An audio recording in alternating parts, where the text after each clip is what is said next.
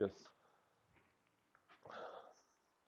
तो बच्चों देखो, कल हम लोगों ने ऑल्टरनेटिंग करंट करा था। ऑल्टरनेटिंग करंट का अब हम लोग मेन पार्ट कर रहे हैं इधर। सबसे पहले हम लोग इधर देखेंगे एवरेज वैल्यू ऑल्टरनेटिंग करंट की निकालेंगे।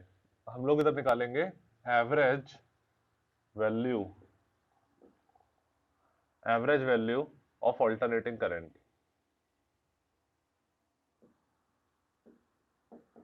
For complete cycle.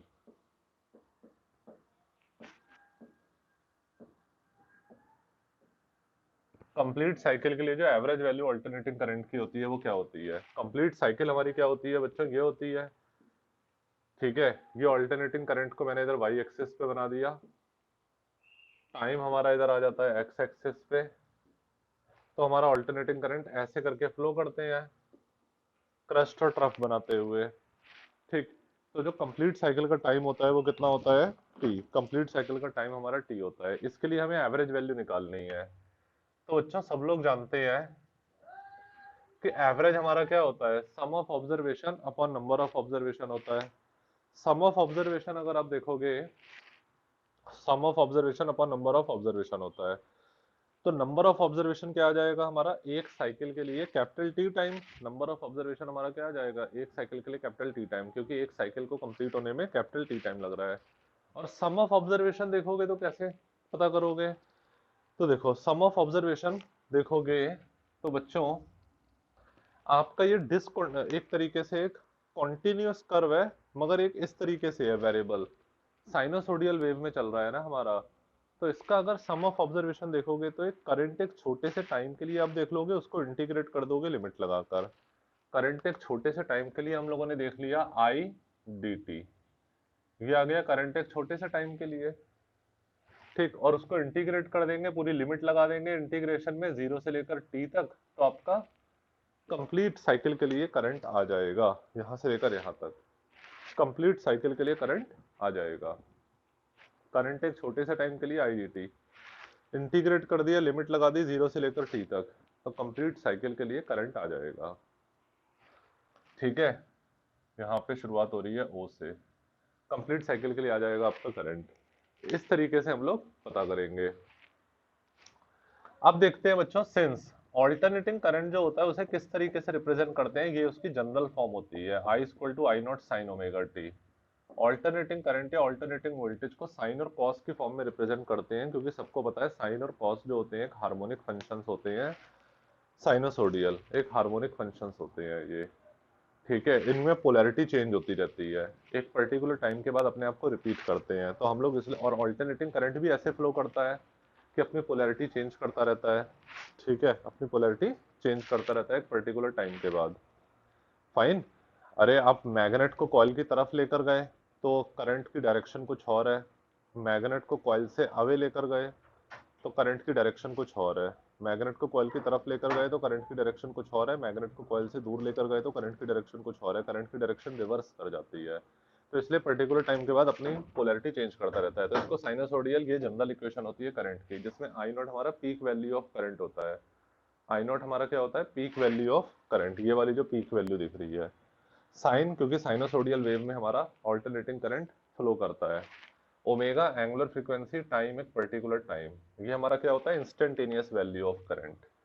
चलो इसको अभी बता देंगे। तो अब आप इसको देखोगे तो आई एवरेज आपका क्या आ जाएगा? इससे देखोगे तो आई एवरेज आ जाएगा 0 से लेकर टी तक, आई की जगह पुट कर दिया I naught sine omega t dot d t और अपॉन में टी। तो आई एवरेज, इससे देखोगे तो आपका आ जाएगा कितना? I naught by t, I naught upon capital t, peak value of current को बाहर लिख दिया, और जो वेरी कर रहा होता है इसका इंटीग्रेशन कर दिया 0 से लेकर टी तक, लिमिट लगा दी sine omega t d T.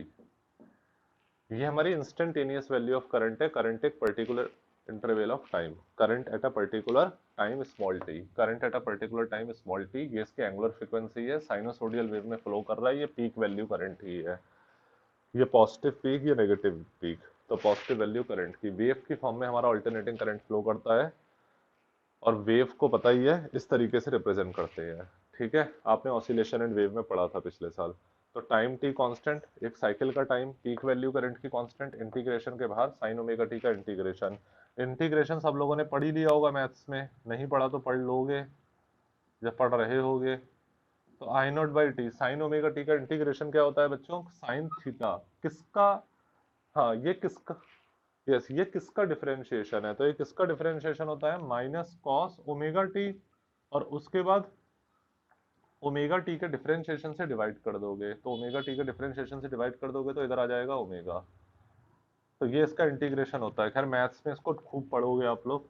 तो ये 0 से लेकर टी तक लिमिट लगा दी ब्रैकेट में, 0 से लेकर टी तक लिमिट लगा दी। तो आई एवरेज आपका आ जाएगा, एवरेज वैल्यू ऑफ करंट ये आपका आ जाएगा I naught upon capital T. ठीक है, अच्छा ओमेगा को भी बाहर लिख दो, ओमेगा भी कांस्टेंट है, और बेहतर है माइनस को भी बाहर लिख दो तो और ज्यादा सही रहेगा। माइनस को भी मैंने इंटीग्रेशन के बाहर, इसके बाहर लिख दिया, ओमेगा को भी बाहर लिख दिया, और केवल बचा मेरा कॉस ओमेगा टी। इसका इंटीग्रेशन कर रहा हूं 0 से लेकर कैपिटल टी तक लिमिट लगाकर। तो आई एवरेज, ये मेरा इधर क्या आ जाएगा, माइनस का I naught upon omega capital t, और इधर कॉस ओमेगा, स्मॉल टी की जगह कैपिटल टी पुट कर दिया मैंने, अपर लिमिट माइनस लोअर लिमिट। तो स्मॉल टी की जगह upper limit capital T minus cos small T की जगह लोअर लिमिट, स्मॉल टी की जगह पहले अपर लिमिट माइनस स्मॉल टी की जगह लोअर लिमिट। तो क्या आ जाएगा आई एवरेज, ये आ जाएगा आपका आई नॉट अपॉन ओमेगा टी। ठीक है, ये आ जाएगा आपका आई नॉट अपॉन ओमेगा टी, ये माइनस में। ठीक, अच्छा माइनस में इधर आ जाता है आपका आई नॉट अपॉन ओमेगा टी। अब देखोगे अगर आप ये कॉस ओमेगा को आप क्या लिख सकते हो, एंगुलर वेलोसिटी या एंगुलर फ्रीक्वेंसी। ओमेगा को लिख सकते हो एंगुलर डिस्प्लेसमेंट अपॉन टाइम, और एंगुलर डिस्प्लेसमेंट हमारा क्या लिखोगे, 2 पाई 360 डिग्री होता है कंप्लीट पाथ के लिए, 360 डिग्री या 2 पाई अपॉन कैपिटल टी। ये ओमेगा को लिख दिया मैंने, into capital t. Cos zero क्या हो जाता है, 1 हो जाता है आपका। तो आई एवरेज क्या आ जाएगा आपका, आई नॉट माइनस का अपॉन में omega T, omega capital T, omega capital T, इधर भी है कैपिटल टी, इधर आ जाएगा टी से टी कट जाएगा, cos 2 पाई, और cos 360 डिग्री भी 1 होता है, सबको पता होगा cos और sin अपनी वैल्यू को रिपीट करते हैं आफ्टर 180 डिग्री अपोजिट साइन के साथ, cos 0 1, cos 180 -1, फिर cos 360 डिग्री फिर से +1 आ जाता है। तो 1 - 1 क्या आ जाएगा, 0। यानी कि एवरेज वैल्यू जो करंट की होती है कंप्लीट साइकिल के लिए क्या होती है बच्चों, 0 होती है। एवरेज वैल्यू करंट की कंप्लीट साइकिल के लिए 0 होती है। वैसे भी आप खुद देखो एवरेज वैल्यू करंट की कंप्लीट साइकिल के लिए 0 हो जाएगी। क्रस्ट है, इधर ट्रफ है, positive negative cancel out each other, scalar quantity तो है, कैंसल आउट ईच अदर। तो एवरेज वैल्यू करंट की कंप्लीट साइकिल के लिए होती है बच्चों, 0 होती है। ठीक है, इसलिए हम लोग हमारे नॉर्मल एमीटर जो होता है वो एसी को मेजर करने के लिए यूज नहीं करते हैं, क्योंकि वरना करंट 0 ही आएगा। तो जो ऑल्टरनेटिंग करंट को मेजर करने के लिए हमारा जो इंस्ट्रूमेंट यूज होता है वो हॉट वायर एमीटर होता है, उसे हम लोग हॉट वायर एमीटर कहते हैं, नॉर्मल एमीटर से मेजर नहीं करते हैं। ठीक है, तो सबसे पहले इसका स्क्रीनशॉट ले लो जल्दी से, ले लिया सबने, इसका स्क्रीनशॉट ले लिया।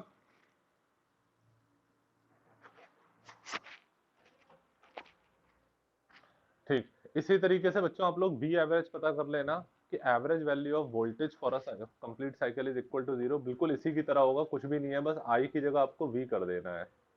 जहां जहां पे आपको आई दिख रहा है वहां वहां पे आपको बस इधर वी कर देना है, आई की जगह इधर वी एवरेज, इधर वी, इधर वी, इधर वी, इधर वी, इधर वी। तो आपका वी एवरेज आ जाएगा। तो एवरेज वैल्यू ऑफ वोल्टेज भी कंप्लीट साइकिल के लिए क्या हो जाती है, 0 हो जाती है। ठीक है, fine, average value of voltage भी कंप्लीट साइकिल के लिए 0 हो जाती है। अब हम लोग पता करेंगे average value of AC for half cycle. Average value of AC अभी तो कंप्लीट साइकिल के लिए देखी थी, अब हम लोग देखते हैं average value of AC for half cycle. Half cycle, तो एवरेज वैल्यू एसी की अगर हाफ साइकिल के लिए देखते हो बच्चों, तो हाफ साइकिल के लिए क्या आ जाती है, sum of observation upon number of observation. Half cycle हमारी कहाँ तक होती है, यहाँ तक होती है t/2 तक। हाफ साइकिल हमारी होती है इधर t/2 तक होती है।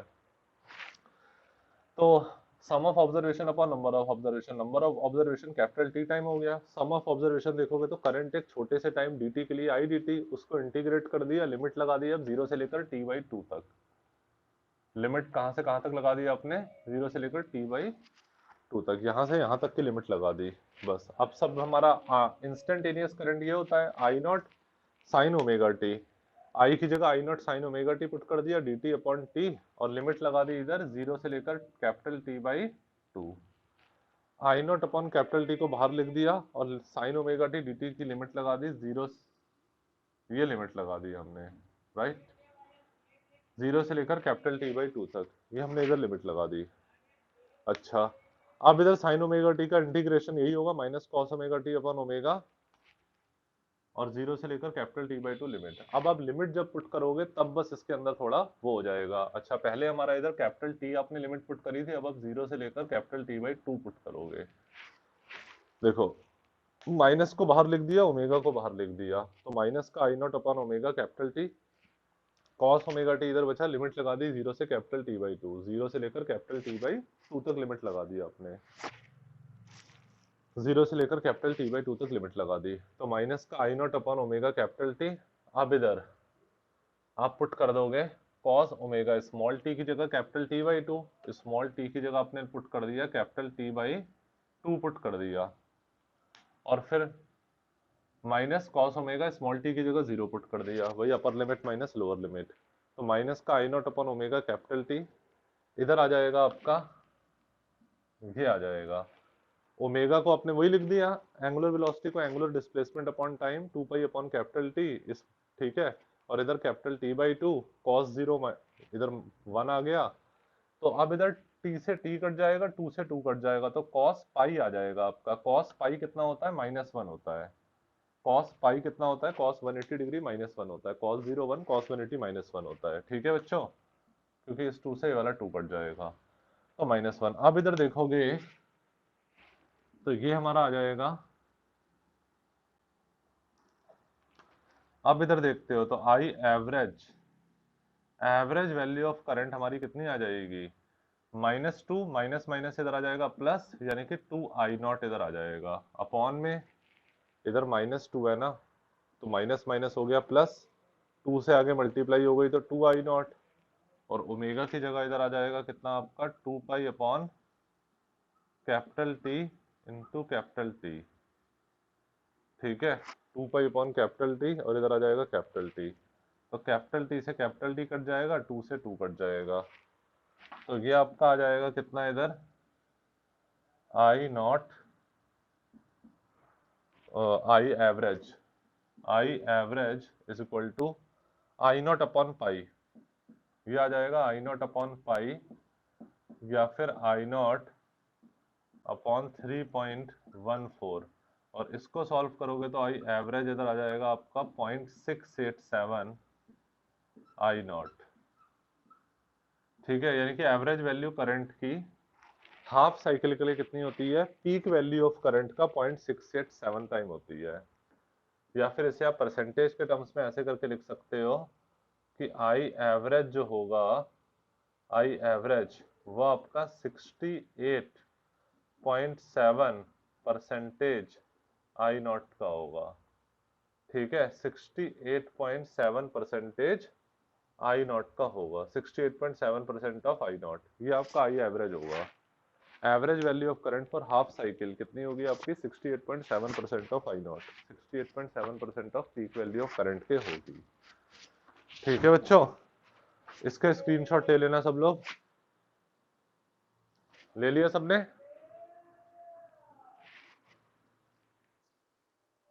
ठीक है, ये आपका होता है average value of current for half cycle, जो होती है वो 68.7% ऑफ होती है I0 के, पीक वैल्यू ऑफ करंट के। अच्छा,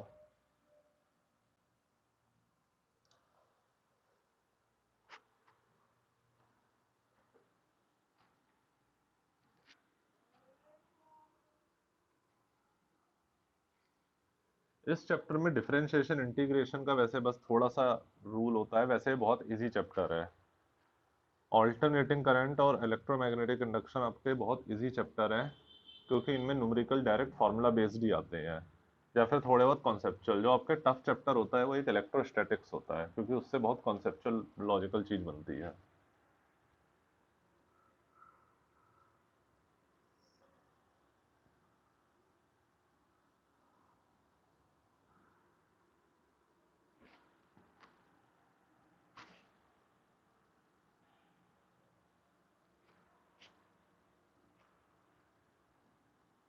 यस, देखो अब एवरेज वैल्यू करंट की हमारी कंप्लीट साइकिल के लिए तो जीरो हो रही है, तो उस चीज को पता करने के लिए हम लोग क्या करते हैं बच्चों, आरएमएस वैल्यू निकालते हैं करंट की। कहीं पर भी अगर एवरेज चीज जीरो हो रही होती है तो वहां पर हम लोग आरएमएस निकालते हैं। ये फिजिक्स का कॉन्सेप्ट है। तो अब हम लोग इसका एक्सप्रेशन देखते हैं, root mean square value of current. Root mean square, root mean square value of current, ठीक है। Root mean square value of current हम लोग अब निकालते हैं। तो रूट मीन स्क्वायर वैल्यू देखो करंट की क्या होती है, इसे हम लोग आई आर एम एस कह देते हैं। Root mean square value of current को कह दिया हमने आई आर एम एस। आपकी बुक्स में करंट को कैपिटल आई से डिनोट करा जाता है, मैं ज्यादातर करंट को स्मॉल आई से डिनोट करता हूँ। तो आई आर एम एस, इसमें देखो हमारी बैक साइड से शुरुआत होती है, पीछे से। पहले स्क्वायर कर दिया हमने करंट का, उसके बाद उसका मीन ले लिया। पहले हमने स्क्वायर करा करंट का, फिर उसका मीन ले लिया, फिर उसका रूट ले लिया। मीन को बार लिख दिया, मीन लेने का मतलब क्या है, हमने इधर लिख दिया बार। मीन लिख लेने का मतलब है हमने ऊपर बार लगा दिया, उसके बाद उसका रूट ले लिया। पहले स्क्वायर करा, फिर मीन, फिर इधर रूट ले लिया, ठीक है। ये हम लोग करते हैं, ये हमारा आई आर एम एस का फिनोमेना होता है। तो अब आई आर एम एस में हम लोग सबसे पहले क्या करेंगे बच्चों, सबसे पहले हम लोग इधर देख लेते हैं, आई स्क्वायर करा और उसके बाद उसका मीन ले लिया। तो ये हमारा है क्या, ये हमारा है मीन ऑफ आई स्क्वायर। इसे हम लोग कह सकते हैं मीन ऑफ आई स्क्वायर। ये हमारा मीन ऑफ आई स्क्वायर है। आई स्क्वायर करा मैंने, उसका मीन ले लिया, तो मीन ऑफ आई स्क्वायर। अच्छा, अब मीन ऑफ आई स्क्वायर अगर आप देखोगे, तो मीन ऑफ आई स्क्वायर को आप ऐसे करके लिख सकते हो बच्चों। आई स्क्वायर का मीन कैसे करके लोगे, वही sum of observation upon number of observation. तो नंबर ऑफ ऑब्जर्वेशन हमेरा हमारा अभी भी ये क्या आ जाएगा, कैपिटल टी, क्योंकि एसी जो फ्लो करेगा वो ऐसे ही तो फ्लो करेगा हमारा। एसी जो फ्लो करेगा बच्चों वो इस तरीके से ही फ्लो करेगा हमारा, क्रश ट्रफ बनाएगा, ठीक है।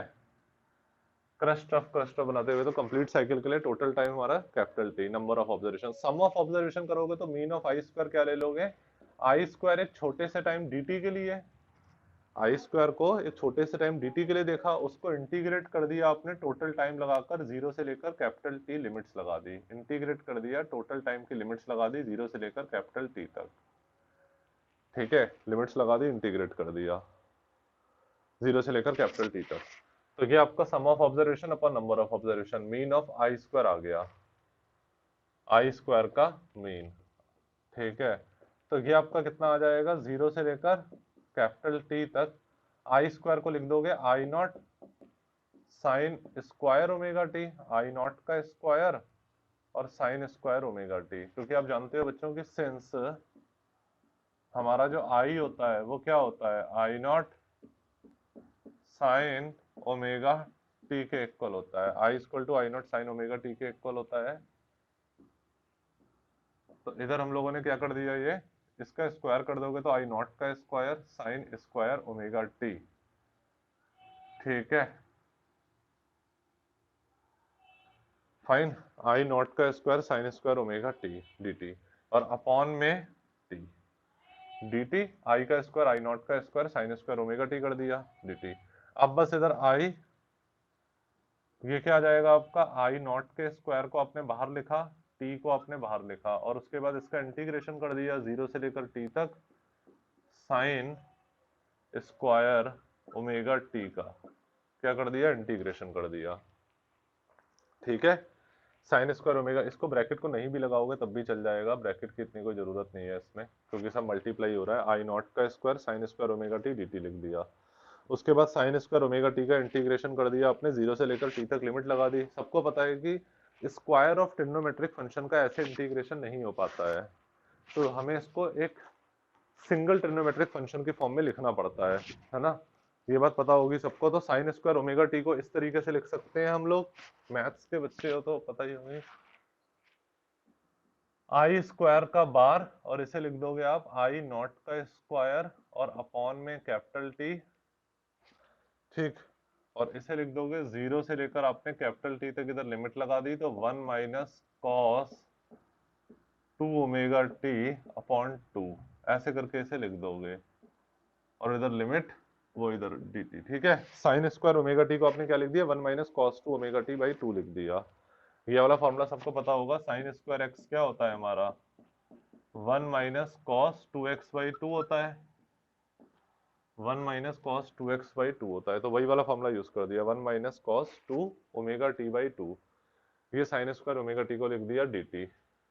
अब इधर आई स्क्वायर का बार, ये क्या आ जाएगा, आई नॉट का स्क्वायर अपॉन 2 कैपिटल टी, 2 इधर बाहर आ गया, 0 से लेकर कैपिटल टी तक लिमिट लगा दी, तो 1 माइनस कॉस 2 ओमेगा टी और ये डी टी, ये आ गया 1 minus cos 2 omega t d T, इधर आ गया, 2 को बाहर लिख दिया। अब इसका इंटीग्रेशन कर देते हैं, तो ये आ जाएगा आपका, जब इसका इंटीग्रेशन करोगे, इधर करें, हाँ ये चीज इधर आ जाएगी आपके, आई का स्क्वायर का बार, ये आ जाएगा आई नॉट का स्क्वायर अपॉन 2 कैपिटल टी, इधर आ जाएगा आपका कितना, स्मॉल टी। इसका इंटीग्रेशन करोगे, dt इधर जाएगा टाइम के रेस्पेक्ट में, तो स्मॉल टी आ जाएगा। इसका इंटीग्रेशन करोगे तो cos थीटा किसका डिफरेंशिएशन होता है, sin थीटा का, तो sin 2 ओमेगा टी और अपॉन में 2 ओमेगा, 2 ओमेगा टी का डिफरेंशिएशन से डिवाइड कर दोगे तो 2 ओमेगा, इधर आ जाएगा cos थीटा का sin थीटा, तो माइनस का sin 2 omega T upon 2 omega, ये इसका इंटीग्रेशन आ गया, और लिमिट लगा दी 0 से लेकर कैपिटल टी तक, ये हमने इधर लिमिट लगा दी, 0 से लेकर कैपिटल टी तक इधर लिमिट लगा दी, ठीक है। तो आप इधर देखोगे तो ये आपका क्या आ जाएगा, आई नॉट का square upon 2 capital T, upper limit minus lower limit, upper limit हमारी क्या आ जाएगी, capital T minus sine 2 omega, capital T इधर आ जाएगा, और अपॉन में, अच्छा ओमेगा की जगह मैं इधर ये पुट कर सकता हूँ 2 pi upon capital T, 2 pi upon capital T put कर सकता हूँ मैंने इधर ओमेगा की जगह पुट कर दिया है 2 पाई, ठीक है, और अपॉन में कैपिटल टी इधर पुट कर दिया, ओमेगा की जगह 2 पाई अपॉन कैपिटल टी, और इनटू कैपिटल टी अब स्मॉल टी की जगह पुट कर दिया, अपॉन में 2 ओमेगा, यहाँ पे ऐसे ही रहने दिया, माइनस 0, फिर माइनस माइनस इधर आ जाएगा प्लस, और इधर स्मॉल टी की जगह ही पुट करोगे तो साइन 2 ओमेगा 0 अपॉन में 2 ओमेगा, ठीक है। यहां तक सबसे पहले स्क्रीनशॉट, एक मिनट, ये आ जाएगा आपका 2 ओमेगा इंटू 0, यहां तक सबसे पहले सब लोग स्क्रीनशॉट ले लो, ले लिया सबने स्क्रीनशॉट ये, ठीक है। इधर हम लोगों ने क्या करा है, स्मॉल टी की जगह कैपिटल टी पुट कर दिया, माइनस साइन 2 इंटू ओमेगा की जगह 2 pi upon capital T, small T की जगह कैपिटल टी पुट कर दिया, यहाँ पे 2 ओमेगा ऐसे ही रहने दिया, minus lower limit 0, minus minus plus, sine 2 omega small T की जगह 0 पुट कर दिया अपॉन 2 ओमेगा, ये सब कर दिया। अब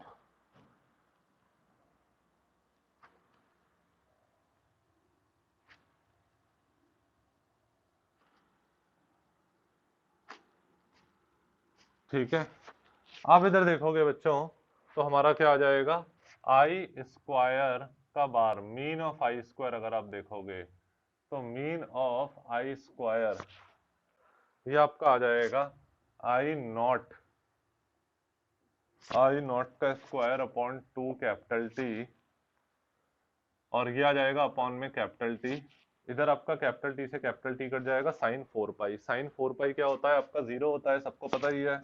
ये भी जीरो, और इधर तो साइन जीरो है, वो तो जीरो हो ही जाएगा। Pi sine n pi zero होता है, जिसमें हमारा एन 1 2 3 4 कुछ भी हो, ठीक है। साइन एन पाई क्या होता है हमारा, जीरो होता है, तो इसलिए आपका साइन 4 पाई क्या हो जाएगा, जीरो हो जाएगा। पाई के साथ कभी भी मल्टीप्लाई होती है नेचुरल नंबर की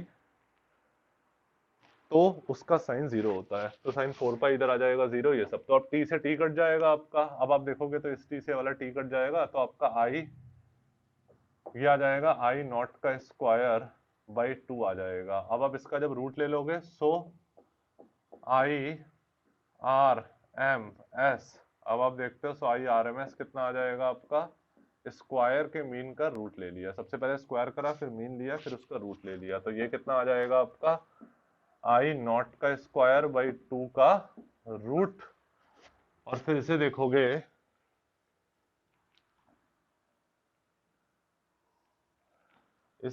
तो ये आपका आ जाएगा कितना, so I R M S, ये आपका इधर आ जाएगा I naught upon under root 2, इसका अंडर रूट आई नॉट, इसका under root I naught upon under root 2, ये आपका आई आर एम एस होता है। या फिर peak value upon under root 2, या फिर I naught upon under root 2 की वैल्यू 1.414, इसे लगाओगे, फिर आप देखोगे ये आपका आई आर एम एस। तो आई आर एम एस की जो दूसरी वैल्यू होती है, आई आर एम एस की जो इधर दूसरी वैल्यू होती है बच्चों, वो कितनी आ जाती है आपकी, 0.707 आई नॉट, कितनी आ जाती है, 0.707 आई नॉट के इक्वल आ जाती है, यानी कि पीक करंट का 0.707 होता है। या फिर परसेंटेज के टर्म्स में देखोगे तो आई आर एम एस कितना होता है आपका, आई आर एम एस आपका होता है 70.7%, 70.7% आई नॉट का, 70.7% आई नॉट का होता है ये आई आर एम एस, ये होता है हमारा I R M S, 70.7% of I naught, ठीक है। तो ऐसा करो, यहां तक सब लोग एक बार फिर से स्क्रीनशॉट ले लो जल्दी, ले लिया सबने, यहां तक स्क्रीनशॉट ले लिया, ठीक। इसी तरीके से हम लोग वी आर एम एस पता कर सकते हैं, बस आई की जगह आपको वी पुट कर देना है, जहां जहां पे आई दिख रहा है बस वहां की जगह वी पुट कर देना है, बाकी पूरा सेम रहेगा, कुछ भी चेंज नहीं है, तो वो आप खुद करना। ये 3 क्वेश्चन सब लोग अपने as a assignment Google classroom में सबमिट कर देना। वी एवरेज कंप्लीट साइकिल के लिए 0 होता है ये, वी एवरेज हाफ साइकिल के लिए, और वी आर एम एस, बस जहां जहां पे आई दिख रहा है वहां पे आपको वी पुट कर देना है, बाकी सब सेम ही है, तो ये आप गूगल क्लासरूम में सबमिट कर देना, पूरा सेम ही है, उसे खुद करना अब आप। अच्छा, यहाँ तक ये सिलेबस में था इसलिए करवा दिया है, वैसे आज तक कभी इससे रिलेटेड कोई क्वेश्चन आया नहीं है, इसका बस यूज होता है आगे इन फॉर्मूलों का, तो आज तक कभी इनके डेरिवेशन वैसे कभी आए नहीं है, बहुत पहले कभी आए हो, लेटेस्ट 10 ईयर में कभी इनके डेरिवेशन आई नहीं है, बट फिर भी ये करवा दिए हैं क्योंकि सिलेबस में था, हो सकता है इस साल आ जाए, जब 10 साल से नहीं आया, आने को तो कुछ भी आ सकता है, जो चीज 10 साल से नहीं है क्या पता इस साल आ जाए, तो इसलिए करवा दिए। वैसे जो आपका सबसे इंपॉर्टेंट पार्ट है एसी का, वो अब हम लोग करेंगे। ऑल्टरनेटिंग करंट में हमारे सर्किट्स होते हैं, हमारे 7 सर्किट्स होते हैं, वो हमें 7 सर्किट पढ़ने हैं, उन्हीं से क्वेश्चंस आता है। अक्सर आपका जो कॉन्सेप्चुअल या कोई भी क्वेश्चन होता है बच्चों, वो उन्हीं 7 सर्किट से ही आता है। तो जल्दी से आज हम लोग पहला एक सर्किट कंप्लीट कर लेते हैं, फर्स्ट सर्किट आज हम लोग कंप्लीट कर रहे हैं, सर्किट्स इन एसी, ठीक है, circuit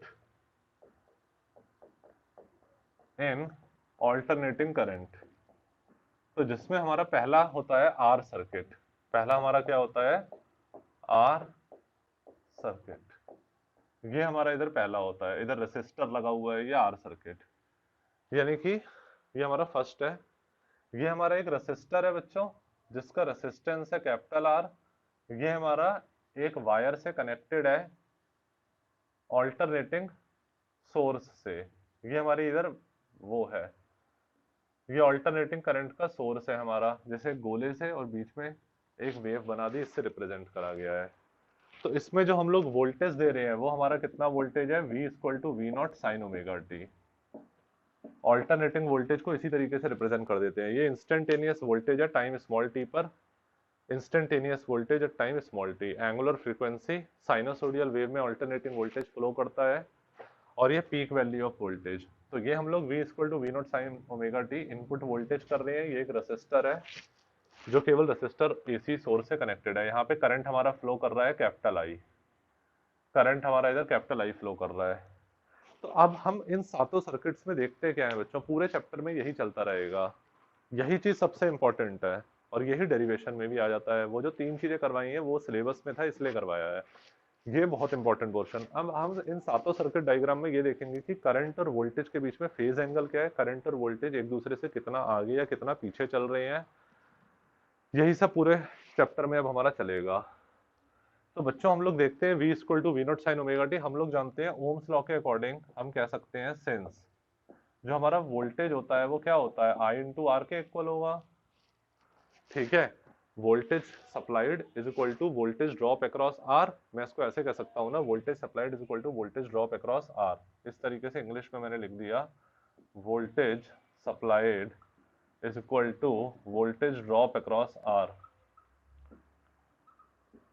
voltage drop across R, ठीक है। तो वोल्टेज सप्लाइड हमारा कितना होगा बच्चों, वोल्टेज सप्लाइड हमारा इधर आ जाएगा वोल्टेज ड्रॉप अक्रॉस आर, वही मैंने लिख दिया, voltage supplied V equal to voltage drop across R, जितना इसमें करंट फ्लो कर रहा है जितना इसका रेजिस्टेंस I इंटू आर। अब आप देखोगे V को आप लिख सकते हो V not sine omega T, और ये आ जाएगा I और ये आ जाएगा R। तो I आप क्या लिख दोगे इधर, V not upon R sign omega T, R नीचे चला जाएगा तो V not upon R sign omega T, ठीक है। तो इससे देखोगे तो I आपका क्या आ जाएगा बच्चों, देखो peak value voltage upon resistance, क्या आ जाएगा, peak value voltage upon resistance, peak value current, ये आ जाएगा आपका पीक वैल्यू करंट, और ये आ जाएगा इधर आपका साइन ओमेगा टी। ये आपने करंट की एक्सप्रेशन इससे निकाल ली।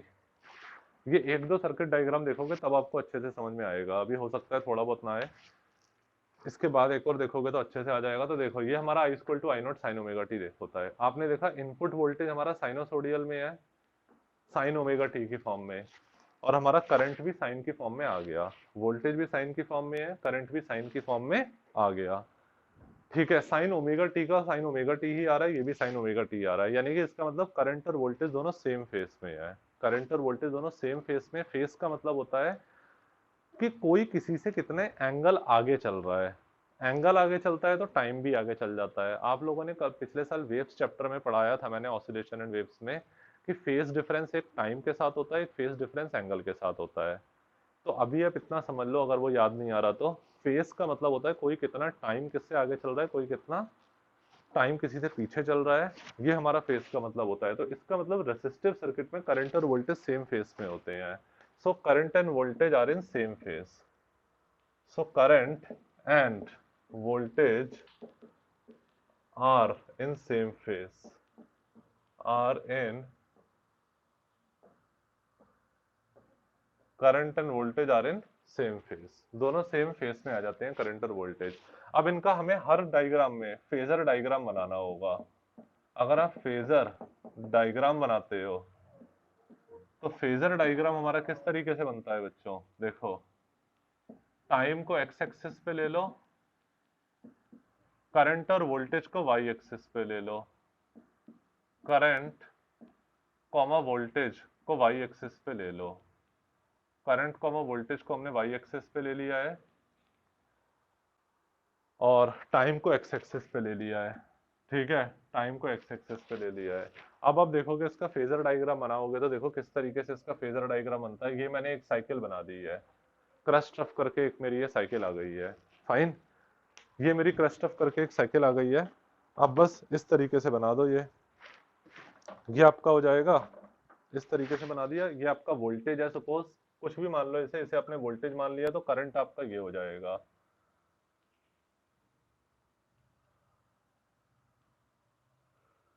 डॉट डॉट इसे बना देता हूं मैं, डॉटेड डॉटेड कर देता हूं,